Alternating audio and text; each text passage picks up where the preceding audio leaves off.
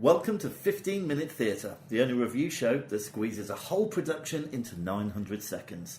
The date is Wednesday the 13th of December 2017, and we've just been to see The Box of Delights.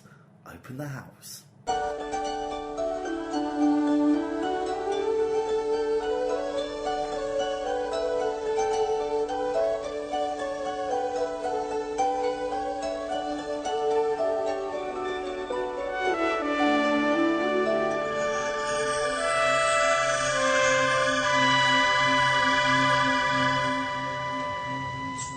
Okay, hi, I'm James. Hi, I'm Vicky. How you doing, Vicky? I've still got this stupid throat. Oh. Though one of our listeners said it was husky and sexy, so actually maybe it's not quite as bad as I first thought. I suppose it's how you interpret it. My mum told me it was sexy, which I didn't feel quite right about. Bit weird. A little bit weird, yeah. How are you doing? I'm very good. Can I be the first to wish you a Merry Christmas? Yeah, you actually can. Oh, no, you can't. I've already been wished a Merry Christmas. Can I be the first to wish you a Merry Christmas? Yes, you can. Brilliant. Merry Christmas. Now, talking of Christmas, we've just been to see The Box of Delights. It's an absolutely seamless link. We have just been to see The Box of Delights. So we're pumped up, full of festive fun. Yeah. Yeah. Let me give you a bit of information about it. In fact, do you want to give us a bit of information? No, you do I'll do it. Because let me save my voice for the important bits. Okay, so it was directed by Justin Audibert. Yeah. Written by John Masefield. But isn't it like based on a book by John Masefield? But I don't think John Masefield actually wrote these. No, but I couldn't find who adapted the script. Okay, fine. Notable actors: Matthew Kelly of The Matthew Kelly fame. Stars in Your Eyes. Yeah. And Alistair Tuvey, who played Kay Harker. And it was at the amazing Wilton's Music Hall. Beautiful venue, and it's running until early January 2018. Yeah. All right, so before we get into it... Yeah. Wilton's Music Hall is one of the most beautiful venues. It was the first time you'd been there, wasn't it? Yeah. I was blown away. So it's in East London. It's in the East End. Yeah. Old apples and pears. The atmospheric East End of Dickens' time. Yeah, there was a Jack the Ripper museum right next to it. Was there? Yeah. I didn't notice that. I nearly went in, but I went for a Chinese instead. But it is very atmospheric. It's a very beautiful building. If you haven't been there before, you can just go and have a drink in the bar, I think. So you can go and check it out without actually having to go and see a play or whatever else might be on there. But yeah, it's a really, really lovely venue. I'd say one of my favourites. Brilliant. Yeah. So come on, Vicky, give us a synopsis. What was The Box of Delights all about? Okay, if you haven't read the book, which is a children's classic, and you haven't seen the 80s TV dramatisation, which I believe we mentioned last time, we've both seen many times. It is about a boy who goes home for the Christmas holidays, and he has an adventure. He meets an old guy who's got a magic box who gives it to him for safekeeping, and an evil man is trying to steal the box. So Abner Brown. So Kay Harker, this boy, has to sort of protect it and save some people from harm. So that's essentially the synopsis, isn't it? It's very magical, isn't it? Yeah. I thought the venue and the setting, I mean, they really pulled out Christmas. It was very Victorian Christmas-like. The setting was perfect. There was a big Christmas tree. I mean, the building's sort of quite romantic and lovely anyway, isn't it? There was mulled wine. There was a sort of the aroma of mulled wine in the air. And it wasn't a musical, but they certainly had bits of music, and so they had the odd bit of a carol, which was so beautiful. Well, they started with a song, didn't they? They opened with a song. Was it Slade? No, the guy who played Kay Harker sang a song. He did, which was a bit odd, but it had words from the book in it, but the words that his character didn't actually say. Yeah, because I mentioned to point out I have read the book and we've seen the TV series so many times. We're sort of quite aficionados. I can't even speak. Aficionados on this. Aficionados. Yeah. Do you like ham at Christmas, Vicky? Do I like what Christmas? Ham. Ham. Do you have a ham at Christmas? No. Do you? I thought this was filled with ham. It was a spam. It was a spammy hammy performance. It was a spammy hammy performance, wasn't it? Which was a bit disappointing. What did you find particularly spammy hammy about it? Well, tonight, Matthew, I'm going to be Cole Hawkins. Hawlings. I can't believe you don't know that after all these years. Basically, Matthew Kelly, bless him, I think he thought he was in Panto. This is the thing. I feel like the show was very much... It would appeal to children. It was very over the top. It's not really aimed at our age group, is it? It was quite over the top. It was a bit panto, wasn't it? And we were sat right on the front row, and we were maybe a little bit too close. I'd say maybe go about halfway back. Yeah. Because the magic was not magic. Well, from where we we could were see sitting. everything. Yeah. So, for example, they kind of went in and out through wardrobes. Yeah, which I had a problem with, because I feel that's Lion the Witch in the Wardrobe, not the Box of Delights. Absolutely. They should have been going in and out of boxes. Yeah. Or wardrobes. But also, we could really quite... I mean, they didn't try to hide these things, but I could see the people pushing the wardrobes and moving them back all the time, and that was annoying. Yeah, it's quite a small stage, isn't it? And it was quite a small cast. And all the cast were stagehands, as well as playing multiple parts. Everyone sort of had a go at everything, didn't they? Which I think was fine. Yeah. I mean, and look, it was hard because the other thing is we know that story inside out, or certainly the BBC adaptation of it. Yeah. So every time it kind of hit the nail on the head with the story, so it had a few quotable lines. They did pull out some of the classic TV lines, didn't they? Yeah, like getting scrobbled. Yeah, but also I feel like they took massive liberties with the plot. I don't want to spoil it for anyone who is familiar with the TV show, but it wasn't my Box of Delights. No. It was up to a point, and then there was like a twist, which was like, hold on a minute, that's not it. That's not how it works. Come on. It was more of a box of schmalites. What's a schmalite? But there were some things that they did really well, like the dog.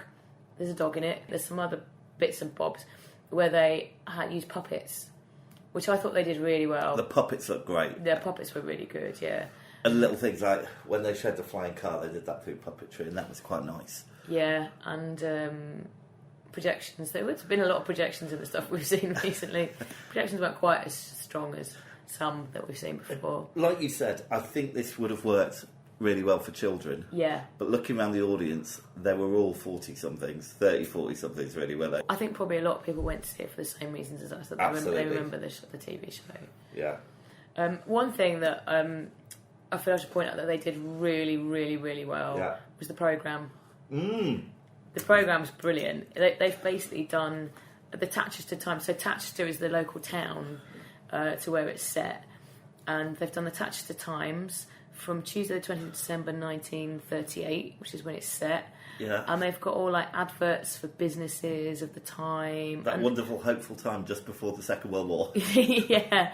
And they've really put a lot of references from the book and the TV programme in it. And they've done it. It's really, really, really well done. I think if they'd spent as much time on the production as they did on the programme, we'd be laughing now. Whoever made the programme should have directed the show. I don't know whether they're directing is their skill set, but they should maybe develop that a bit. But let's not be too harsh on it. All right, let's No, because it was enjoyable in its own way. I wonder whether if we didn't know it so well, whether we would have enjoyed it more. I think we both were a little bit disappointed because it didn't live up to our expectations. I'm like that whenever I go and see Shakespeare. Because you're so familiar. I know Shakespeare back to front, so yeah, they get a line out or the rhythm's wrong, the iambic pentameter. I am just blown. Anyway, so let's just focus on the performances. Just quickly, again with Matthew Kelly, he played two parts. Both quite similar. Both. Just one without a beard. Of the School of Overacting. We got bigger, his acting got bigger and bigger. Oh, do you know who he reminded me of? Go on. I'm really bad with the names. You know the League of Gentlemen? Yeah. One of the League of Gentlemen. One of the ones that, the two shopkeepers, the local shop for local people. Tubbs. Yeah, the lady one, Tubbs. When he played the bad guy, he really reminded me of, not Tubbs, but the guy, what's his name? Steve Pemberton. Yeah, that guy. He really reminded me of Steve Pemberton. He was like, he kept rolling his eyes. I think he was wearing eyeliner as well. I think, Didn't look quite right. When Steve Pemberton plays someone like Pop in the League of Dragons, Yeah. my son, come on, what do you do with the dumbbell? What sort of accent's that? It's the one that he does. Oh, right, okay. It's perfect. Impersonation. But without that accent, it was just a bit. It was a bit much, wasn't it? But he was having a nice time. You can see he was enjoying himself. Anyway, right. What about Pip? Kay. Who are you talking about? Pip? Who's Pip? It's great expectations. Christmas. Kay was fine. He was pretty good. I thought it was quite good. One of the stronger ones. But again, he was quite young, and he was. I wouldn't say he was overacting, but he wasn't as young as the character should be. 12. No, he wasn't 12. He's not. He's definitely younger than 15, isn't he? He's maybe 13, 14, the character. He could still be a choir boy. I'd say maybe 13. Yeah. He's not old, is he? No. And, I mean, real life Kay is an adult. The guy who played him, he's an adult. Oh, yeah. Yeah. But he's not adult. that young. All right, but he was all right. Yeah, he was all right. I quite like Miss Caroline Louisa. She also played... No, she really irritated me. Did you not like her? She had a real thing when she... So she also played two characters. Yeah. She played Caroline Louisa, the They Kay's all guardian. played two characters, don't they? Really? No, not Kay didn't. Oh, not Kay. And she also played Sylvia Pouncer, the wife of the bad guy. And when she was Caroline Louisa, she just kept wringing her hands, constantly wringing her hands, to the point where I was getting really annoyed. Well, maybe that's her evil character trait. No, that was the good character. Oh, right. Good characters don't wring their hands. No, What's she wringing? What's she wringing her hands about?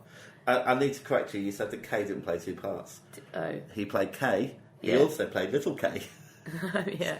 Puppet A Kay. little puppet of Kay. I liked Puppet Kay. He was pretty cool. He was a good actor. Yeah, it was a bit wooden. All right.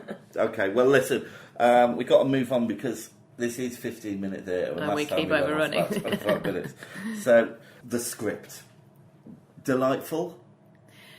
Well, it had a lot of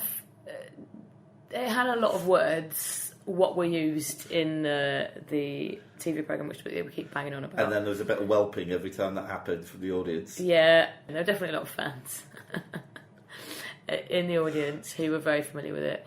It was a bit like, again, kind of going back to Shakespeare, you know, when you're going to see it like a comedy with Shakespeare, yeah. And you've got people in the audience who laugh at the clever jokes because they understand. They really tried to play for laughs, didn't they? Yeah. In quite a lot of it, which is not a particularly ha-ha funny story, is it? You have to take the story itself seriously. Yeah. Because it's kind of postmodern, the reason we laugh at it. Yeah. You know, isn't that the purple pim? You know, yeah. But if you're playing it for laughs, it doesn't quite work. It was definitely panto, wasn't it? Yeah. But yeah, as I said before, they definitely took a liberty with the story. As far as I know, I need to reread the book because the book is a bit different to the TV programme. But the script went way off piece in my mind. Flipping liberty. It did. All right. What about the lighting and sound? Sound was pretty good. That was quite atmospheric. There was a bit where the speakers went a bit...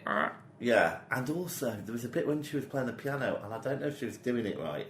Have you not seen someone play the piano before? No, but she seemed to be hitting the notes at the wrong point when I think she was singing... Beautiful. Thank you. Do you mean that they weren't singing in time to the music? Yeah. Well, maybe she couldn't hear it properly. Maybe. Well, don't know why I'm defending her. Yeah, that's surely. There were some nice songs in it, actually, wasn't there? The music was beautiful. Did some lovely carols. I liked. Forget the wardrobes. Yeah. I liked the staging. So the wardrobes they used basically as entry points, so they would come in and out, exit. Well, they used them for everything. Yeah. I think it was they were overused. There were too many wardrobes. Yeah, but I quite like they had ladders on the side. They, did all the levels and stuff. Yeah. Like We moved on to the set. We're talking about the set. Yeah. Yeah, I was fine with the set. I think they used it pretty well. Yeah. When they were trying to recreate things, so there's a bit at the end where they're recreating like water, and they use a blue sheet, and it suddenly kind of got a little bit 80s interpretive dance for me. They were kind of floating around. And I just couldn't take it serious. I know we're not supposed to take it too seriously, but I couldn't take it seriously. Yeah. I don't think I had quite as much of a problem with it as you did. All right. Have you got any standout moments? Oh, I don't know whether I do, I'll tell you what mine was. Oh, go on then. The Phoenix. So it's a puppetry moment, and it was beautiful. I have to say, it was beautiful. Yeah, because it's weird, because harking back again to the TV programme, which I've mentioned 5 million times already, the bit, they do that with an animation, which is quite dated, and it's not that great. It's not one of their best bits. So they've really turned it around for the play, didn't they? Yeah. But on the flip side of that, and I don't know if this is from the book or not, but Kay's backstory certainly has a dark twist, doesn't it? Yeah, I feel that they've massively elaborated on that. Yeah, me too. Yeah. And that left a bad taste in my mouth. But again, I don't know, we need to read the book again. It wasn't just a mulled wine. I thought you said the mulled wine was nice. Beautiful. Wilson's mulled wine. So great. Great review. So you haven't got to stand that moment? I like the singing. There you go. Okay. Stand that moment. All right, except they didn't sing at the end, did they? No, that was disappointing. Yeah. I felt they should have done a rousing chorus or something with a sing-along, perhaps. I agree. Yes, because they have the words to we wish you a Merry Christmas in the mulled wine, isn't it? programme. Yeah, I'm half cut. All right, so we're going to take a break, and when we come back, we'll do the scores. All right? Okay, fine with me.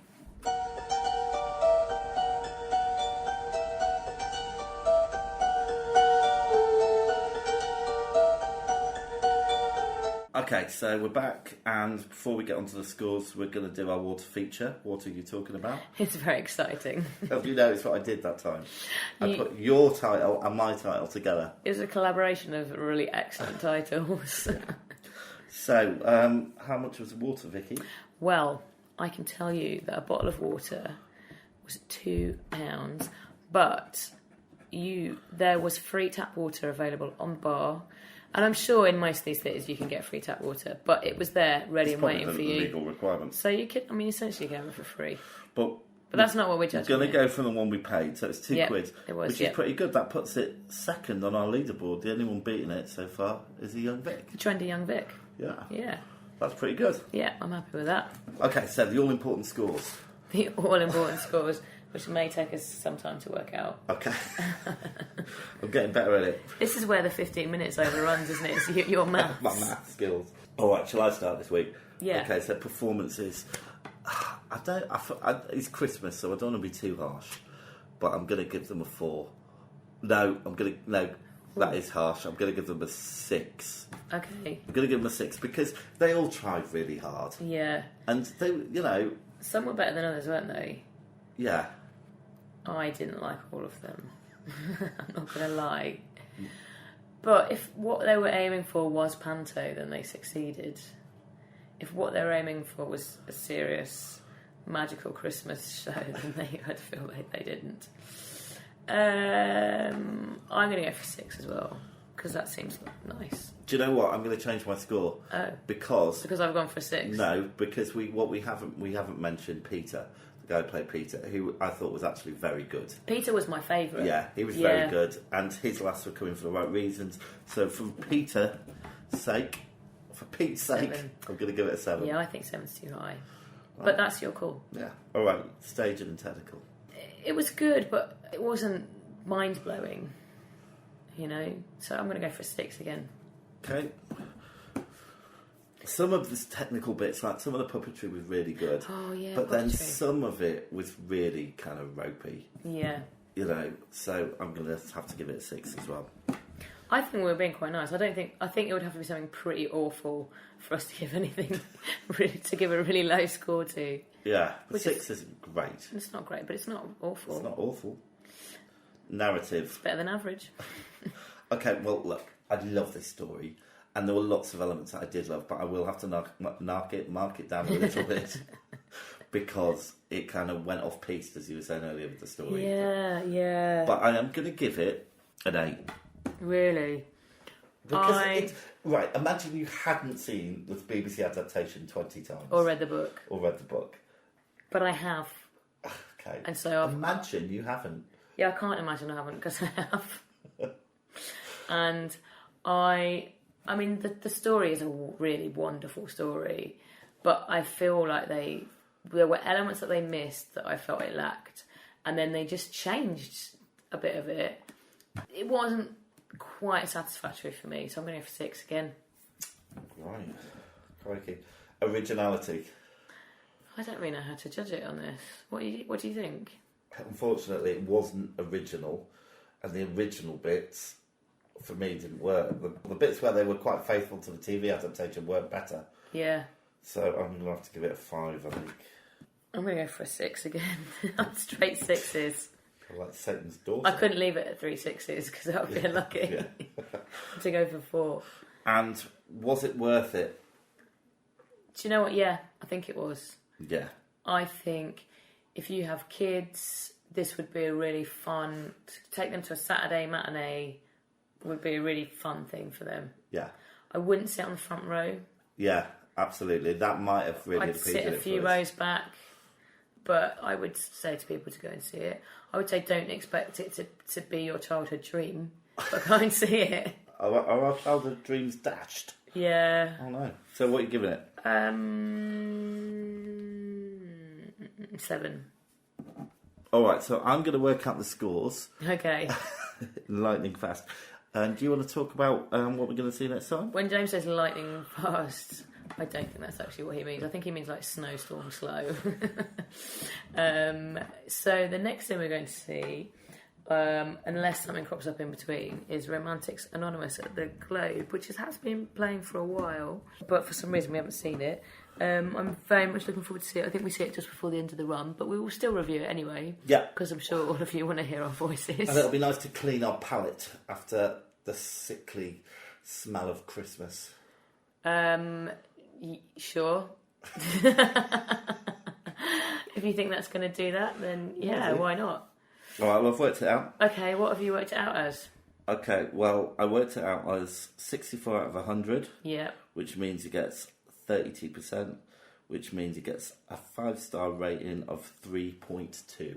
I'm not sure the explanation of that is entirely correct. But I think the logic is. I think the end point is correct. I'm not going to show my working. Don't show your workings again. You have to show your workings, but don't show them again. Okay, so it's got 3.2. Which puts it joint last place on our leaderboard with Wings. With Wings, which, as you know, I fell asleep in, so that's not a great indication. But I would go and see it over Wings. But you can't see Wings because Wings is finished. But you'll actually see it exactly the same as Wings because you go with exactly the same rating. I know. It's only because of Juliet Stevenson was so fantastic in Wings. Anyway, do you hear that sound, Vicky? I do hear that sound, yes. It's a Christmas theatre bell. Oh, I love the Christmas theatre bell. Which means we're out of time. But before we go, yes, I want to just put an appeal out. If you like listening to our podcast, please rate us and review us on iTunes and subscribe. It really does help. If you don't like us, just leave it blank. Leave that space blank. Move on. Yeah, don't worry. Just don't listen again. It's fine. Oh, well, Merry Christmas, Vicky. Merry Christmas, James. And I hope you have a good one. I hope you do too. And Happy New Year, everyone. And we should be back early January 2018. Yeah, God. So the curtain's down, the theatre's dark, and that was 15-minute theatre. Good night, Merry Christmas. Good night and Happy New Year.